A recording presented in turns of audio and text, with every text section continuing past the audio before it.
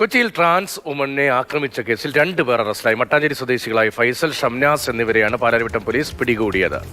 പ്രതികൾ മറ്റു 2 ട്രാൻസ് വുമണെ കൂടി ആക്രമിച്ചതായി പോലീസ് പറയുന്നു. എസ് രാഗിനുണ്ട് വിവരങ്ങൾ നൽകാനായിട്ട്. രാഗിൻ, ഒരിക്കലും സംഭവിക്കാൻ പാടില്ലാത്തതാണ്. കഴിഞ്ഞ ദിവസം ആ ദൃശ്യങ്ങളും നമ്മൾ കണ്ടിരുന്നു.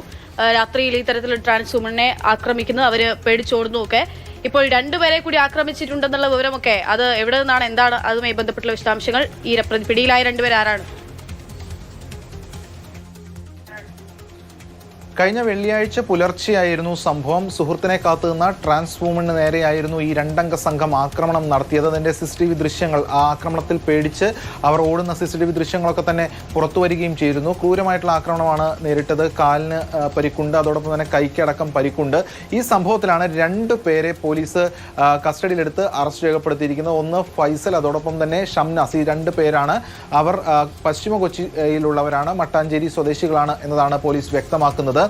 അതോടൊപ്പം തന്നെ ഈ സമയത്ത്, അതായത് പാലാരിവട്ടം മെട്രോ സ്റ്റേഷൻ സമീപമായിരുന്നു ഈ ആക്രമണം. ഇതോടൊപ്പം തന്നെ ഒരു 10 മിനിറ്റ് 15 മിനിറ്റ് ഇടവേളയിൽ മറ്റ് 2 ട്രാൻസ് വുമണെ കൂടി ഇതേ പ്രതികൾ ആക്രമിച്ചു എന്നാണ് പോലീസ് പറയുന്നത്.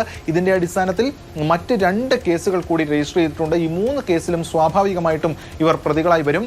ഇതിന്റെ കാരണമടക്കം പരിശോധിച്ചുകൊണ്ടിരിക്കുകയാണ്. സാധാരണഗതിയിൽ ഒരാളെ ആണെങ്കിൽ, അല്ലെങ്കിൽ ഏതെങ്കിലും വ്യക്തിവൈരാഗ്യത്തിന്റെ അടിസ്ഥാനത്തിൽ എന്ന തരത്തിലേക്കൊക്കെ വ്യാഖ്യാനിക്കും. പക്ഷെ അത്തരത്തിലുള്ള സംഭവമല്ല എന്നാണ് മനസ്സിലാക്കുന്നത്. കാരണം 3 പേരെ 3 സ്ഥലങ്ങളിൽ വെച്ച് ഇത്തരത്തിൽ ആക്രമിച്ചിട്ടുണ്ട്. ഇത് ഈ ട്രാൻസ്ജെൻഡർ കമ്മ്യൂണിറ്റിയോടുള്ള ഒരു പൊതു വൈരാഗ്യത്തിന്റെ അടിസ്ഥാനത്തിലാണ് ഈ പ്രതികൾ ചെയ്തതെന്നാണ് പോലീസ് മനസ്സിലാക്കുന്നത്. എന്തായാലും ശക്തമായ നടപടി ഉണ്ടാകുമെന്ന് പോലീസ് സംഘം വ്യക്തമാക്കിയിട്ടുണ്ട്. ഗ്രേവ് ഹർട്ടിനടക്കം ട്രാൻസ്ജെൻഡർ ആക്ട് ഉൾപ്പെടെയുള്ള വകുപ്പുകൾ ചുമത്തിക്കൊണ്ടാണ് ഇവർക്കെതിരെ കേസ് രജിസ്റ്റർ ചെയ്തിരിക്കുന്നത്. ഇതിൽ വിശദമായിട്ടുള്ള ഒരു അന്വേഷണം ഇതുമായി ബന്ധപ്പെട്ട് മറ്റ് 2 കേസുകളിലും ഉണ്ടാകും. എന്തായാലും ഈ CCTV ദൃശ്യങ്ങൾ പുറത്തു വരികയും അവരുടെ പ്രതികരണവും മറ്റു കാര്യങ്ങളും ഒക്കെ തന്നെ മാതൃഭൂമി ന്യൂസ് കഴിഞ്ഞ ദിവസം വാർത്തയായി തന്നെ നൽകിയിരുന്നു. എന്തായാലും പോലീസ് ഇപ്പോൾ ഈ 2 പേരെയും അറസ്റ്റ് രേഖപ്പെടുത്തിയിട്ടുണ്ട്. എന്തായാലും ഈ പ്രതികൾക്കെതിരെ ശക്തമായ നടപടി ഉണ്ടാകുമെന്ന് പോലീസ് പറയുന്നു. അതോടൊപ്പം തന്നെ ഇവർ ഈ മാലിന്യ ടാങ്കർ, അതായത് മാലിന്യം കൊണ്ടുപോകുന്ന ടാങ്കറിലെ തൊഴിലാളികളാണ്, അല്ലെങ്കിൽ അത് ഓടിക്കുന്നവരാണ് എന്നതാണ് വ്യക്തമാകുന്നത്. ഇതിൽ ഒരാളാണ് ഏറ്റവും ക്രൂരമായ രീതിയിൽ ആക്രമണം നടത്തിയത്. അത് ഫൈസലാണെന്നാണ് പോലീസ് സംഘം വ്യക്തമാക്കുന്നത്.